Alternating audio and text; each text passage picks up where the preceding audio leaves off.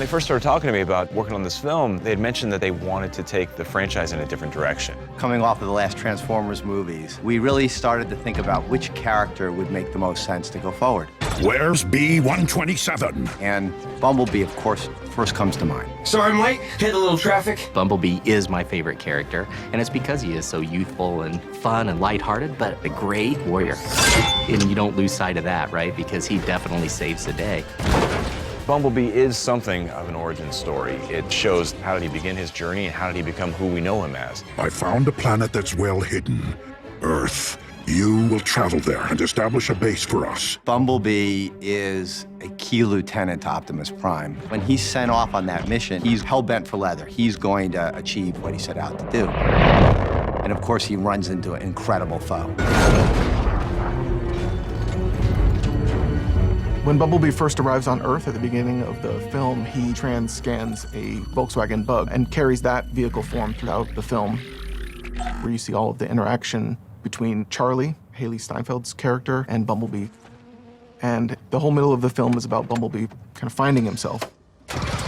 Bumblebee has lost his memory of who he is, and so basically everything beforehand is not accessible to him. So in a sense, he's being remade in his relationship with our girl, Charlie. Charlie's spent enough time with this car to realize that this is now her new form of freedom. And even though it needs a lot of work, this is her new project, and this is what she's about to immerse herself in.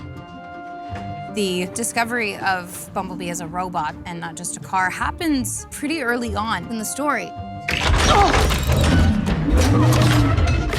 When B comes along, he's like new to the world. Everything is strange and different and exciting and terrifying. And Bumblebee, much like a scared puppy, kind of takes the step forward and crouches down to my level and allows me to sort of prove that I won't do anything to hurt him. And in that moment is the moment of discovery where this is a friend. This could be somebody I could trust, and I'm not gonna tell anybody. And then from there, you see this budding friendship. You sound like a little bumblebee. I'm gonna call you that from now on. Bumblebee. One of the things that we explore in the film is how metaphorically and how, in reality, how Bumblebee finds his voice. And it is really important to Charlie to help B communicate what he's thinking, what he's feeling when he can't speak. It's one of the things that they're able to bond over. Oh my God, yes!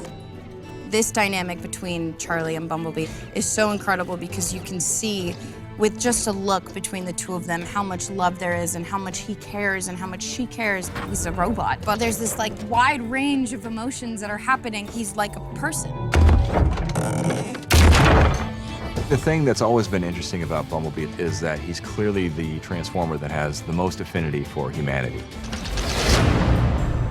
What is it about us that he finds interesting? What is it about him that forges such a deep connection with us? Thank you So much for giving me my voice. People are back to understanding the heart and the humor of Transformers. And all it's done is inspire us for the future films.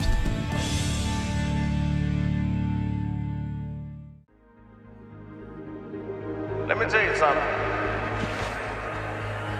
A driver don't pick the car. Car pick the driver. Charlie was a girl that I wanted to see on screen because I hadn't seen her on screen when I was growing up.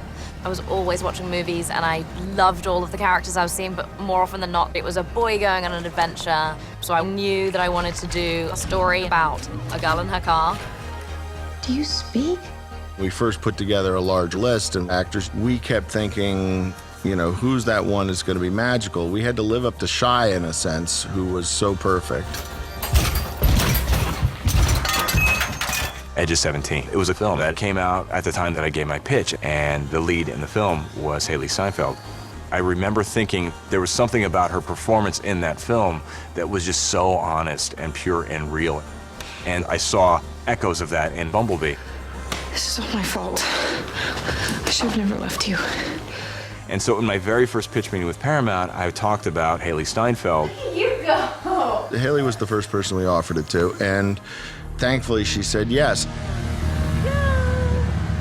When I read this script. It's sort of funny to think of it this way, and it was a sort of a discovery I made early on, that Charlie transforms just as much as this robot does. Stupid car! From morning to night of every single day, there's some sort of transformation she makes as a person, as a young girl to a young woman. I think I can help. The core relationship between her and this robot is central to the film, but there is no robot. Where is he now? He's still a car, but the door just opened. But eyes. I immediately went back and watched the first movie and sort of paid very close attention to how the actors were acting opposite what was going on around them. Action! And I then realized that with this movie, I have more interaction with this robot than any other human. I'm good, thanks. And so we had to figure out a way early on that, what would be the best way to evoke those kind of experiences? How could we be authentic? How could we naturally bring those feelings to the surface for her in a way that was real, as if she was acting with another person? It's kind of been a matter of trying everything. It's more like you're in that world. And having Travis really direct and guide me based on what he sees on the other side has been incredibly helpful. Run! No, don't run. Can I skip? I'll allow it. Haley is phenomenal, and they're asking an awful lot of her in this. Stuff's flying, things are on fire. It feels so real. It's good, it's great. And those really strong emotions that you have to show, she's doing them to a pole with a tennis ball on it. So that's generally tough for anyone to begin with. And she's done such a great job. I need all of you to fan out and track that thing down now! Drive! John Cena plays a character named Agent Burns, and we felt like we needed a different government antagonist. What the hell? Take it down! So we thought he would give us a very different tenor. And also, he has such a sense of humor. There's a lightness to that big guy that I think felt tonally correct in our movie. Can you imagine the advances in alliance what these creatures might bring? I imagine the advances. An advance on Washington. It's not gonna happen. They literally call themselves Decepticons. I've always wanted to show a little bit of dimension and personality, and I've always wanted to play a kind of conflicted character. Which side of the fence does he lean towards? And this one came up, and I loved everything about it. Hey, there's a civilian here. That is not how we operate. Get the kid out of here. John Cena. What about John Cena? First of all, his hands are like the size of my head. That's like the first thing I picked up on. It's undeniable. He's a big, big dude. He's got arms like oak trees. Stay cool. Hold your fire. Big, physically imposing presence, and that was part of what the character needed to convey as well. There's a door in my way. Blow it up.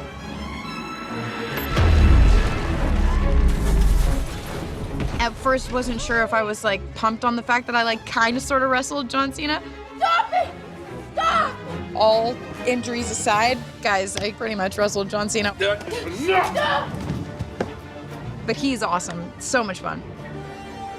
What a great guy. A gentle giant, really. He just is so sweet and has the best sense of humor and really, truly cares about the art of what we're doing. He pays attention to every little detail and comes to work very prepared. When he showed up for the first day on set, he didn't have his sides with him. And I was like, oh, John, do you need your script page? He's like, no. He's like, got it all in here. He had the entire thing committed to memory, and he's such a great collaborator. You'll start throwing different things, and he gives you lots of different variety, different choices. Man, I can assure you that it isn't it. It's all part of a cutting-edge military defense program. Ma'am, friend. Your daughter's had a very traumatic day. You approach it as a professional, but I become a little kid. Is that okay? Yeah, man, yeah. I have to fly in a helicopter, full gauges, full instruments. I can't help but flick the switches and stuff. You get to do stuff that you don't do every day. And I think as long as you keep that perspective, you'll have fun all the time. 3, 2, 1. That's not a bad day at the office. It's definitely been one of the most exciting processes I've ever been a part of. Go. With all of the stunts and the driving and the robots.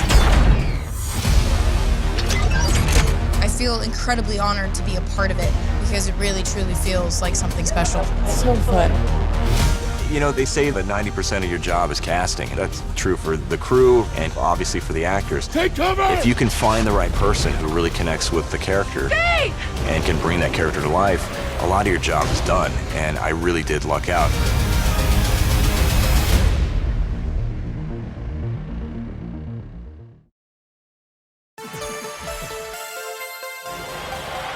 I grew up playing with the Transformers action figures and watching the animated series. And when the animated film came out in '86, I loved it.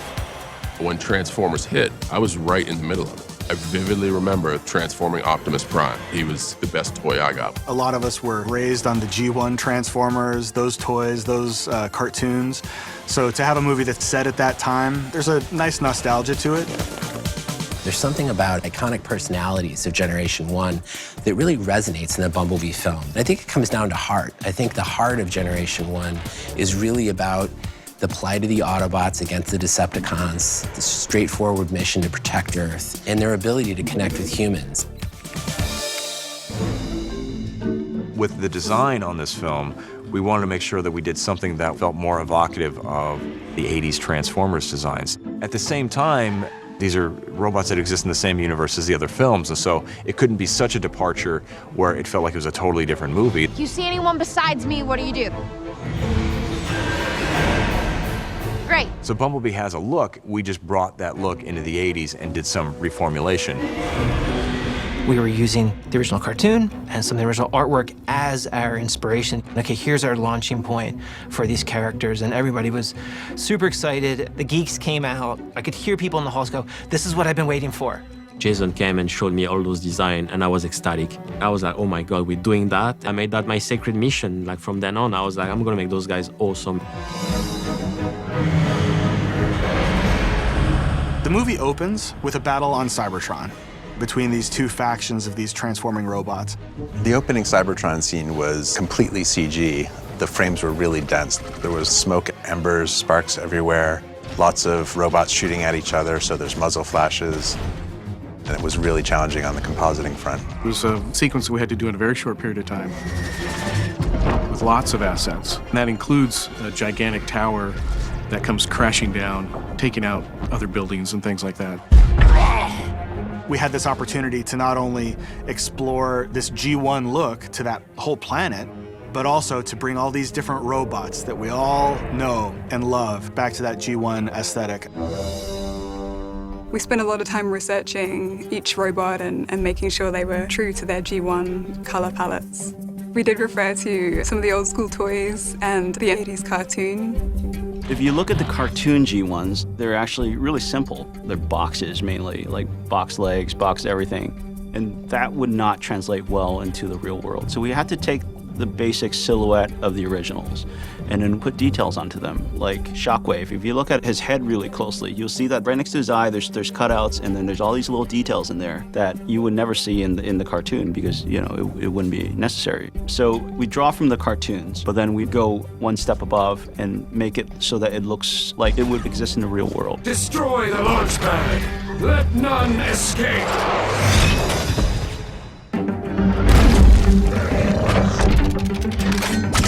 You know, all the Transformers films have jaw-dropping visual effects, but this film, this is character work. This is acting. Tell me where your friends are hiding.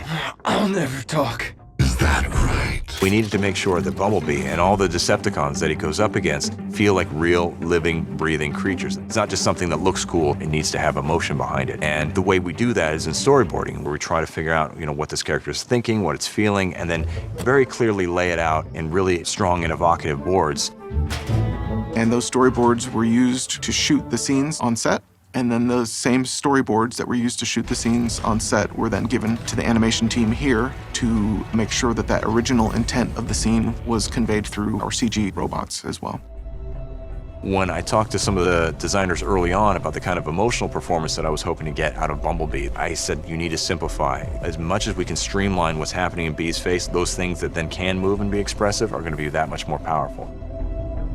For example, Bumblebee's eyes in this film are much larger and more expressive than they have been in previous films. We had to come up with a look for the eyes that allowed the animators to still express through the pupils. The pupils change size when he's scared or angry. So we wanted to put something in there that was complex, but not so complex that you lose the emotion. Do you speak?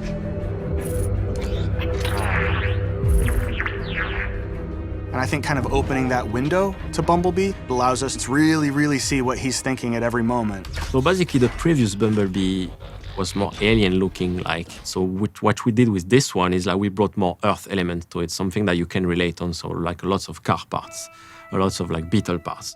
Making sure like we can see the transmission on his chest. The tires are the right tires of this time. When you see Bee, you see the beetle inside him basically. And there's like all the details that you need to make sure they look real on camera. The only person you can show yourself around is me, okay?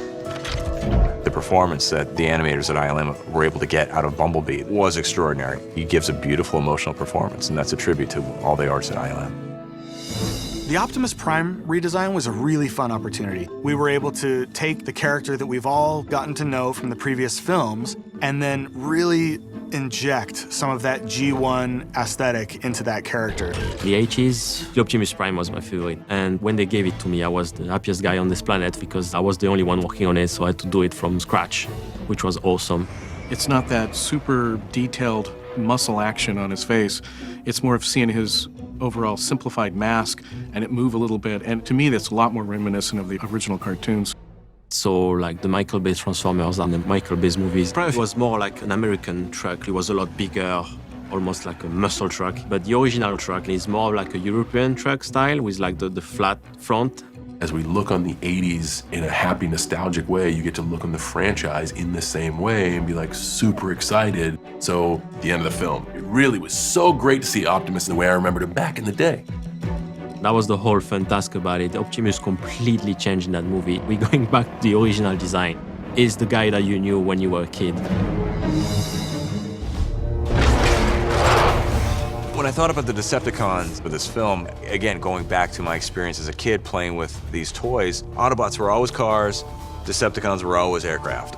And so the first Decepticon we see is this incredible fighter jet.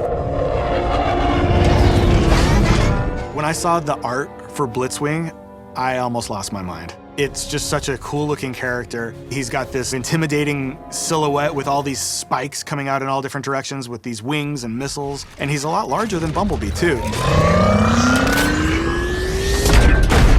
Did you think you could hide? This Decepticon is grabbing onto our little robot and dragging him up the side of a cliff and really beating him up. When we were researching for the Decepticons, we realized that Shatter was a Harrier and Blitzwing is an F4. And then we scratched our heads to think, oh, how are we going to get reference for this? And then we did some research online and we found out 1 hour up north, there's an air museum that had both of these planes there. So we drove up there and we photographed the heck out of them, and that's how we got reference for these two planes. So Shatter and Dropkick were the first two triple changers we've ever done in a live action film. Just really exciting to take the robots to like just a different level and have that extra complexity and dynamic nature to them.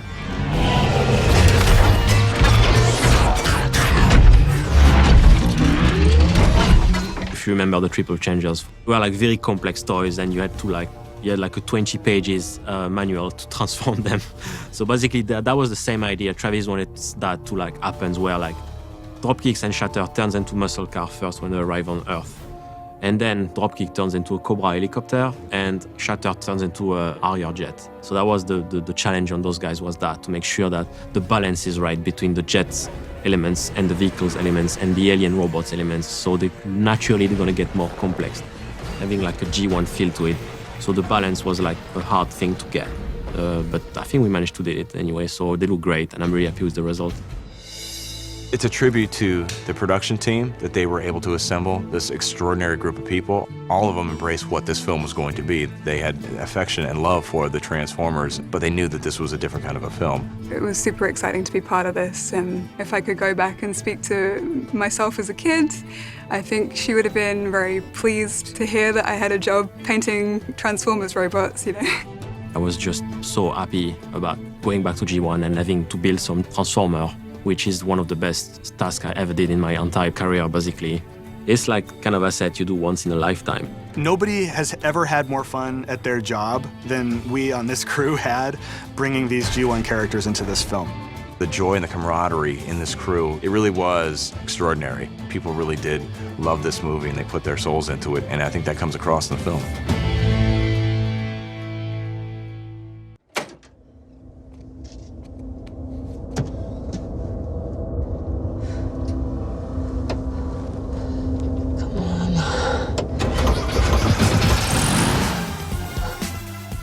It's something about a VW Beetle. So many people have some kind of a connection with this particular vehicle. It's so many people's first car, and it just evokes warmth and memories and nostalgia. And even in the shape, I mean, it has these beautiful curves. It's not muscular, it's not aggressive. If you could give a car a hug, you'd want to give a VW Beetle a hug. And I think that gets to the core of who Bumblebee is. Bumblebee's always been a character that has a lot of heart. He's a character that seems like he might have an interesting story to tell. And I think for a lot of us, he's our favorite in the franchise. When I would go to my friend's house and play with the Transformers toys, Bumblebee was my favorite character for sure. I love Bumblebee. He's always been one of my favorite characters. He's just so relatable and fun and warm, and you just want him to be your buddy. Look at you go. Man, you got some moves. Bumblebee is always my favorite Transformer. He's not the biggest or most powerful Transformer, but his vulnerability gives him character.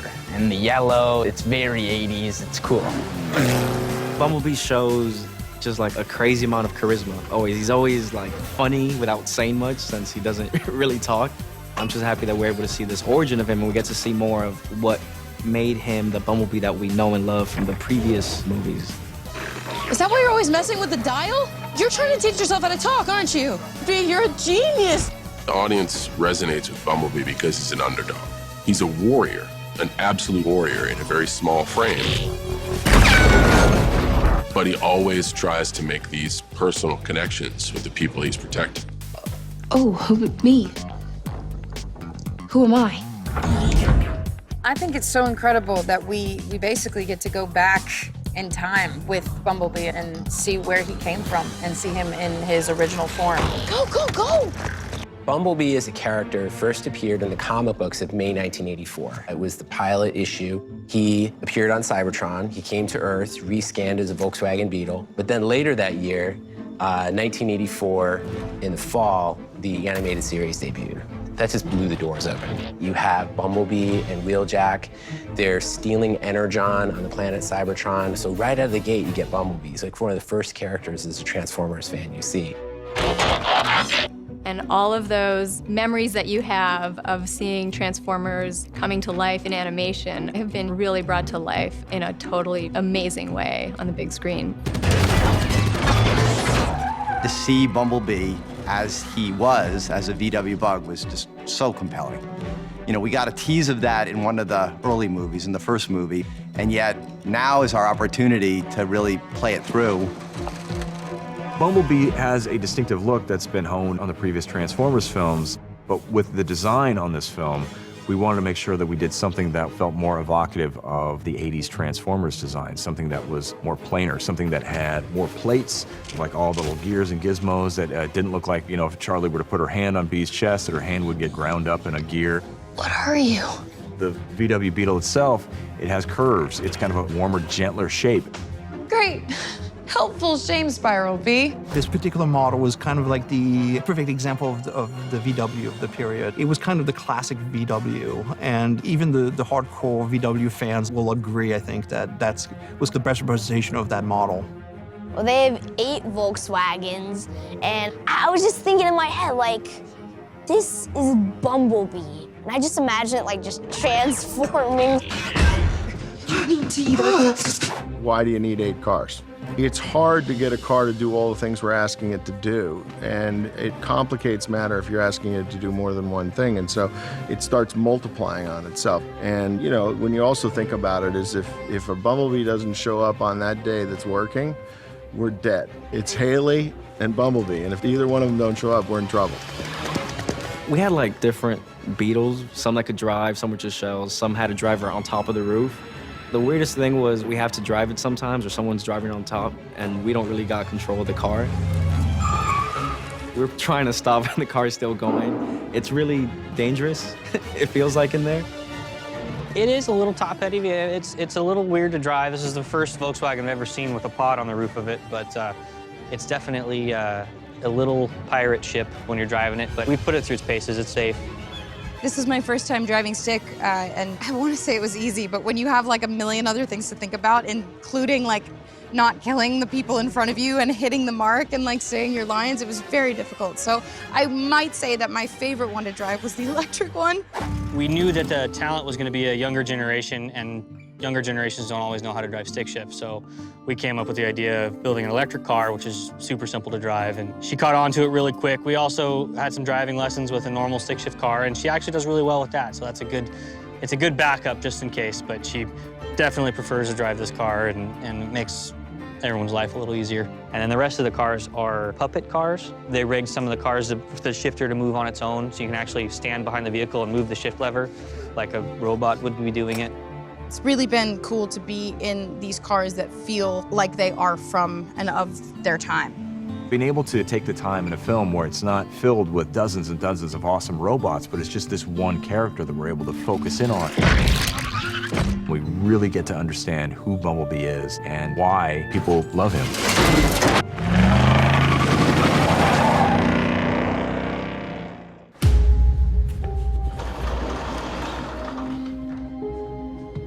I was a child of the 80s. I grew up loving those classic coming-of-age tales. Those films always evoked three key responses: wonder, laughter, and tears. They would take you to worlds and experiences that you'd never seen before, and they really would kindle that side of your imagination. To be able to tell that kind of a story, to be able to take this huge canvas that Michael and the team have built over the last decade, and to focus in on a tiny corner of that canvas and tell something that's more intimate, more character-driven, and more evocative of those great classic coming-of-age stories of the 80s, that was something that was really exciting to me.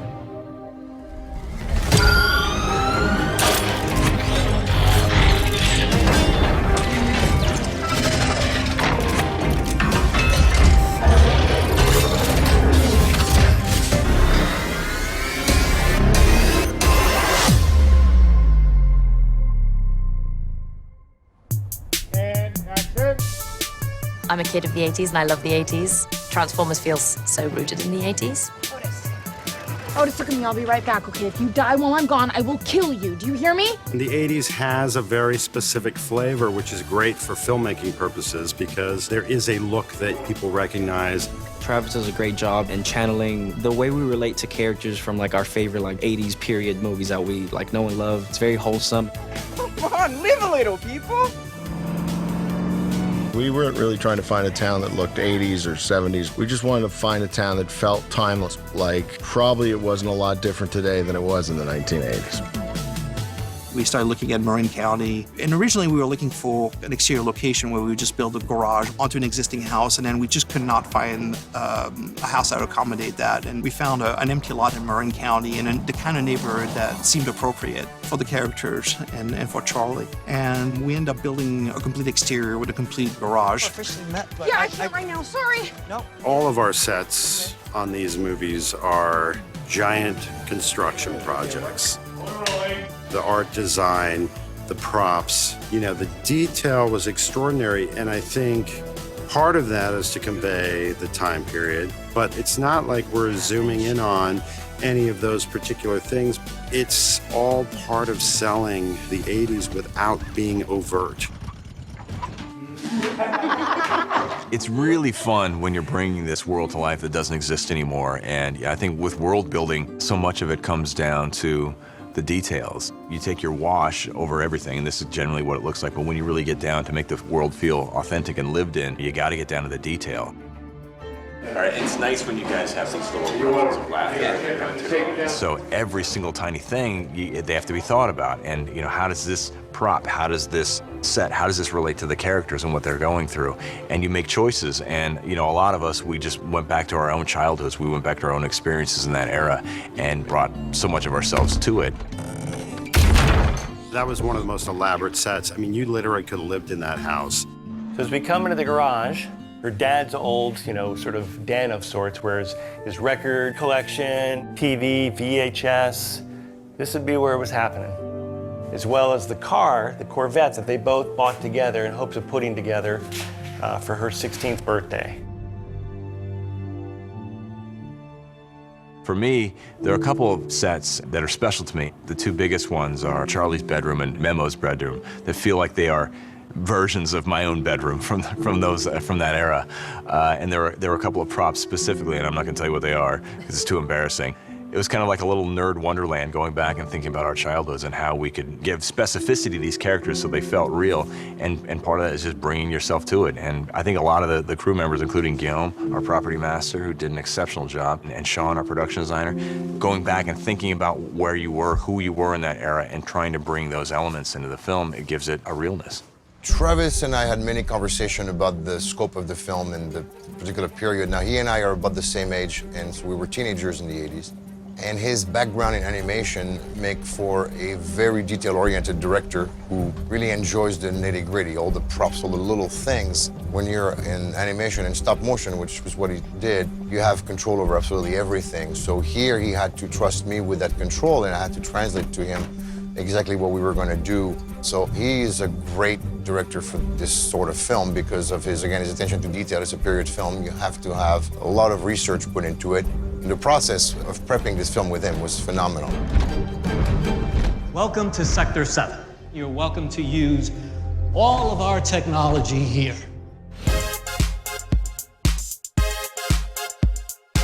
We had a pretty amazing triumvirate in Tina and Kelvin and Dana in terms of like bringing to life the look of the 80s in this film.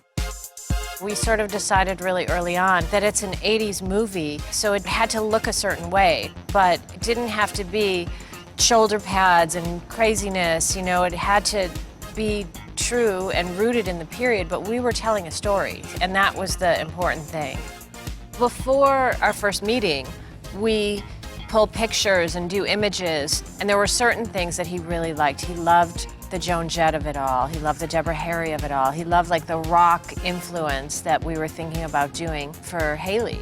You know, she has to stand out. She has to have her own look, fit into the period, but in some ways she isn't fitting in with everybody else. There's something different about her. So we gave her like a little rock edge and a darker palette because everything else is poppy and fun and bright, and she's not. She has dark jeans, and she's got some greens, and she has, you know, a lot of black, where nobody else is really wearing any of that in this movie.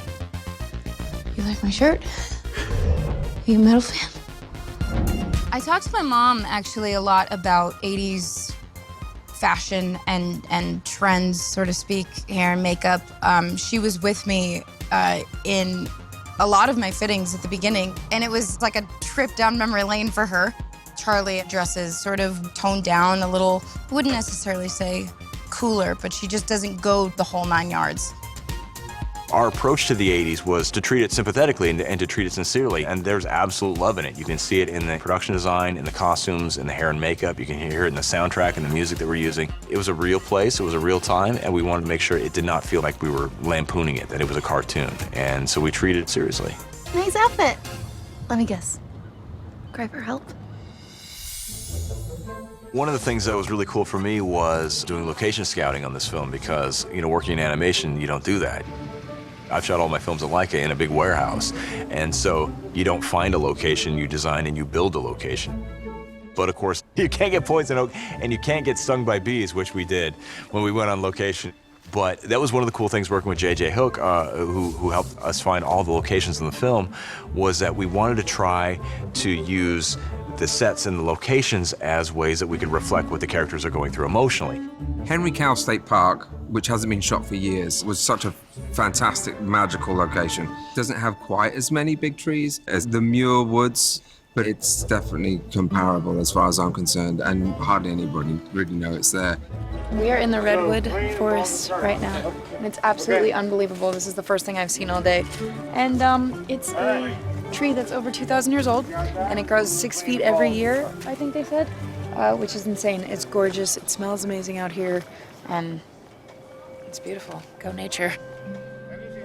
I remember when we found that redwood forest, I'd never been to a redwood forest before, and when I saw those trees, it really took my breath away. You know, you see a lot of stuff, but when you can see these incredible 3,000-year-old trees, it's really something to behold. It made my jaw drop, and once we found that location, it was just stunning.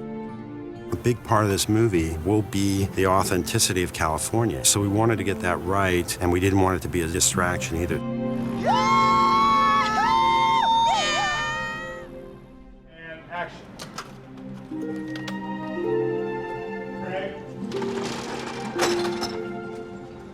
You're 7 minutes late. It's 9 o'clock in the morning, okay? Pretty sure there's not a whole lot of people looking for a wiener at this hour. Trying to find the perfect location for Charlie and her high school job and a way that we could evoke, you know, the life and the fun that everyone else around her is having, that she is stuck in this little prism. I thought, look, let's have this location be at a boardwalk.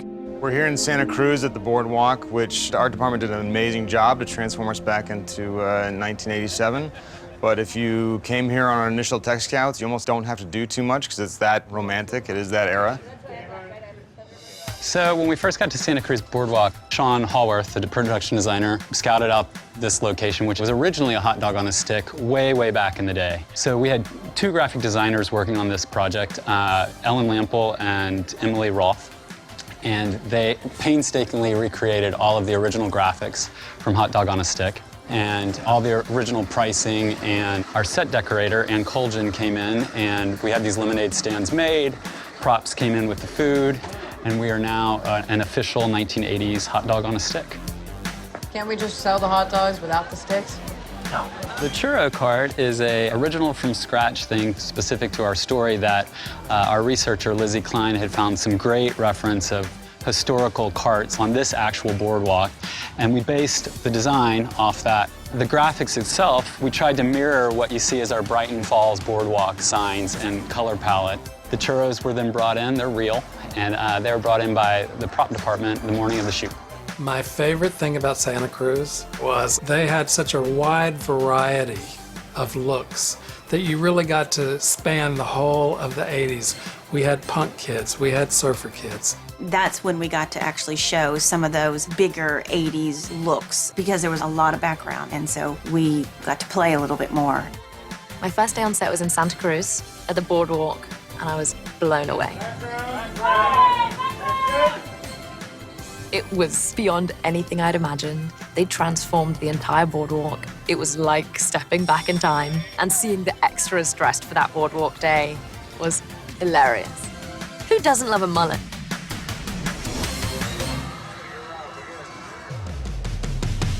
I drive a bright orange Datsun 240Z, and it's a hot little number, I must say. Transformers are sort of synonymous with car culture, so it felt like it was very important for us to try to capture this moment in time. It's not just, you know, cars that were from 1987, it's, you know, cars that go back beyond that.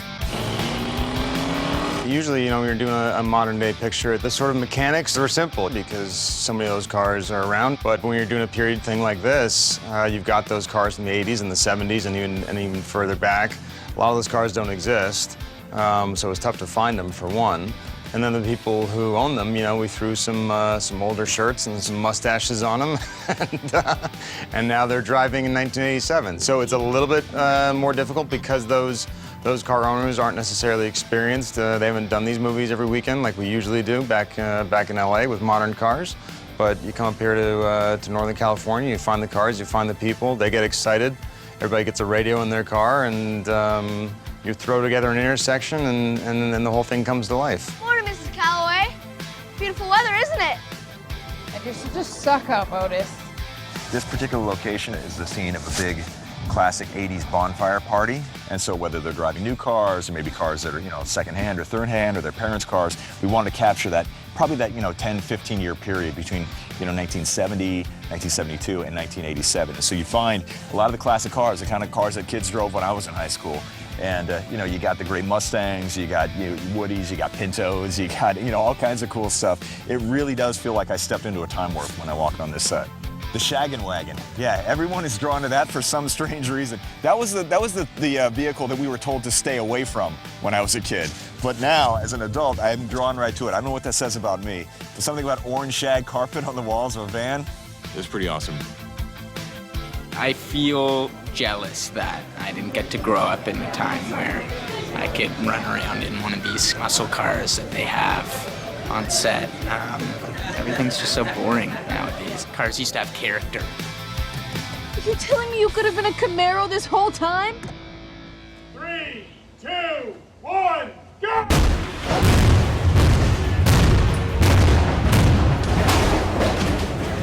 So we have this big, third act action sequence, and we wanted to find a location that could do it justice. And because she lives in a coastal town, it felt natural to have it at a marina or a dock. And we found this place that was just cool. It was this old naval yard that they built, ships in World War II in Mare Island.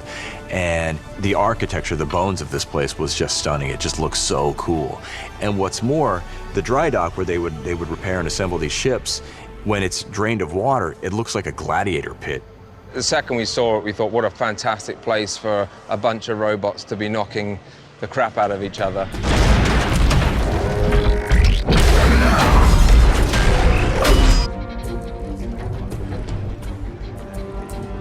We actually end up designing some of the action sequences around the shipyard. For instance, the dock was another of those things. When we realized we could flood it, we end up making that a major part of the third act. But it was all a discovery as we got there.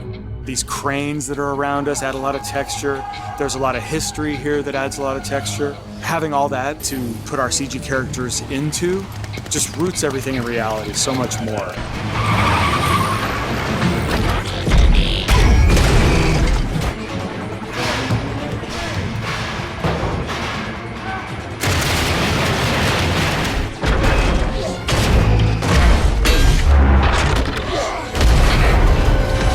We call it the Bay Buster, an homage to Michael Bay. and the reality of this is the Bay Buster's acting like one of the robots is being tackled, so we have debris, and it just gives us bigger impact and bigger dynamic action.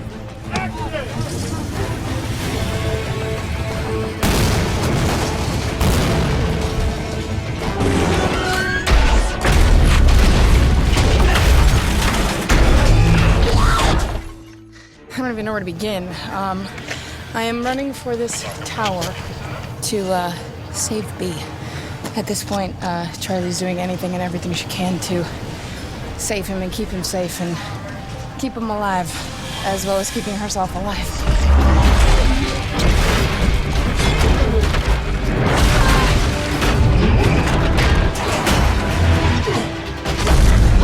It feels so real. Stuff's flying, things are on fire. It's good, it's great.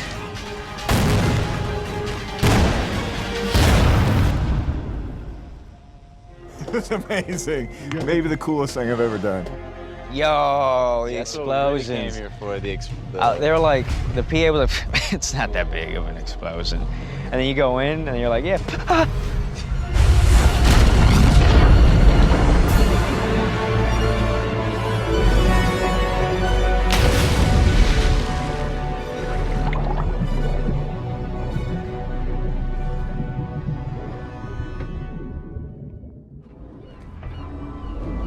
So the Golden Gate Bridge was the perfect ending for the movie. It felt like a romantic place to say goodbye.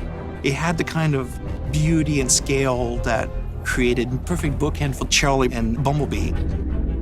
You know, one of the great things about all the Transformers world is we go to pretty spectacular places, and obviously we've got the wonderful Golden Gate Bridge behind us in San Francisco, just off over here, and we're thankful that all the people that supported us to get up here, because this is not an easy place to allow shooting, and so I think the local community went out of their way to help us.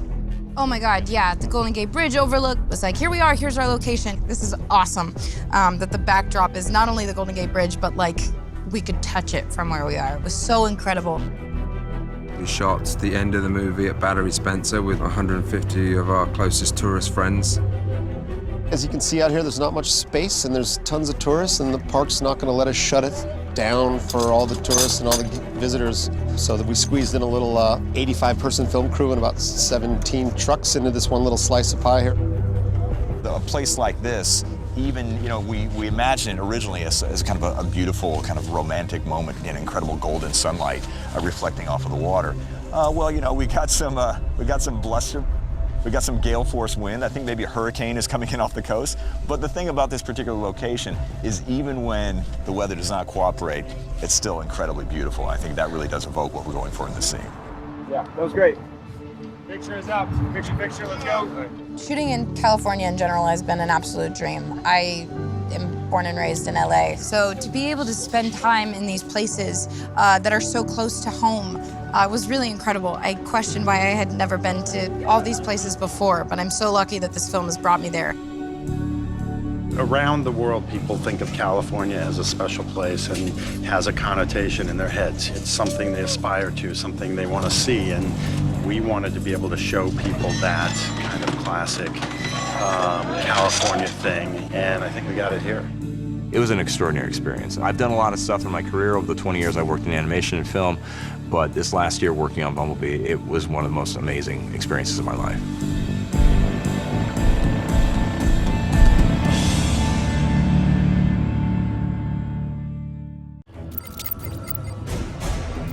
Attention recruits, welcome to Sector 7. You are now a part of an elite vanguard handpicked for your skills, your discipline, and your commitment to safeguarding this country. Here, we protect against enemies that are much more than meets the eye. Threats not from distant shores, but beyond the stars, whose objective is to wreak havoc and destroy. At some point, I'm sure you've asked, are we alone in the universe? The answer to that question will transform everything you know. Now, gear up. Your transport is ready to roll to the Hoover Dam. We'll introduce you to NBE-01.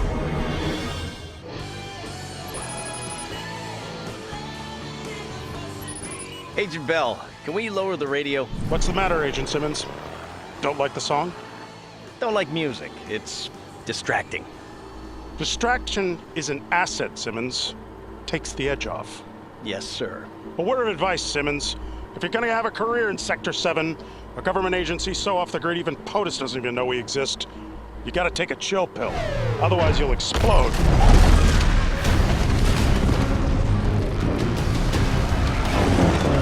Indigenous life forms. I am Soundwave, soldier of the Decepticons. You are in possession of something that belongs to us. Agent Bell, we're under attack! Agent Bell, what are our mission orders? Classified. Strictly need to know. Sir, we're under attack by a giant robot. I think I need to know. Look at the size of that thing. I am large and 90% metal. You are tiny and 90% water. What in blue blazes is that? Shoot it! Shoot it! We're pinned down, sir. I hardly know which of you to sonic blast into your elemental components first. What are your orders? My orders? Agent Bell is unconscious. You're in charge. I am. Okay, get a medic for Agent Bell and raise HQ on the radio, on the double. Sir, yes, sir. Hello. HQ, my name is... Agent Simmons, sitrep, stat. You know who I am? Under attack by a giant robot. I presume your infinitesimal computational capacity is nonetheless sufficient to deduce how badly this will end for you. Make that by a cocky giant robot. Requesting backup. The upside is Robbie here seems to want something we have. As long as we have whatever it is he thinks we have, Giganto won't blow us up. Much. The payload. Payload? What payload? I was told we were transporting some new recruits to fill out our depleted ranks following Incident Bumblebee. Classified. Strictly need to know. I need to know! Payload is top secret device, critical to planet security. Deliver to Igloo. Your driver has coordinates. Protect it with your lives. You mean with the lives of a totally green platoon? That's suicide! One more thing. Payload may not be activated under any circumstances. This is a direct order, Agent Simmons. What about our backup? Negative. Air support restricted over National Monument. Good luck. Over and out. Hello, HQ! Hello! Hark, who goes there? Autobot B-127, codename Bumblebee. To paraphrase the Decepticon laureate, Twainwreck, the rumors of your junking have been greatly exaggerated. Tell me, how fares Optimus Prime? You know, the coward of Cybertron, your protector, whose unceremonious retreat from our mutual homeworld consigned you to this mudball. Oh, how his energon must boil at the thought of Decepticons ruling Cybertron. And after we defeat you, Bumblebee, planet Earth is next. That's right. Me as in me, Soundwave, and my loyal cassettes, Laserbeak, Ravage, Rumble, Attack, Neutralize Bumblebee. B-127, why do you defend this species? Join the Decepticons. Together we shall locate Megatron, recover the Allspark, and restore Cybertron to greatness again. Hey B, need some extra muscle? Brawn will even the odds. Another Autobot. Your kind is more resilient than Roachbots. B-127, why do you not reply? Because you have no voice. The bee has lost its stinger. This is unreal. Yes, sir. You're unusually cool under fire, Agent. March. Netta March. How long you been with Sector 7? Rookie assignment, sir. Some nerves of steel, Agent March. Did a tour on the Falklands. Tubular. Tubular? I'm, trying to take a chill pill. I see. Sir, permission to speak freely? This isn't a military march. Talk it to me. Sir, ammo is running low and losses are mounting. We need bold leadership. Big time. The payload? The payload. Get real, March. We don't know what it does. Heck, we don't even know what it is. Yes, sir. Besides, you heard HQ's orders. Yes, sir. They're direct orders. Yes, sir. March, can't you say anything besides yes, sir? No, sir. That's why I'm not the CO and you are. Defeat is no option. These Transformers are going down. B-127, I retract my offer. Deals off the table. I have their leader in my sights. I made a bet with Blitzwing that I can sound blast one of these creatures into at least 1 kilo unit of water. What? Agent March, I've made it safely to the truck. Although heaven knows how. I've got eyes on the payload. What does it look like, sir? Something not of this earth. Here goes nothing. Please, oh, please, oh, please, oh, please. The Transformers are going haywire like they're drunk off their metal tukuses. Sir, you did it, sir! March, quickly. While these robots in disguise can't control their transformations, roll out! Let's go, let's go, let's go! Go, go, go, go, go!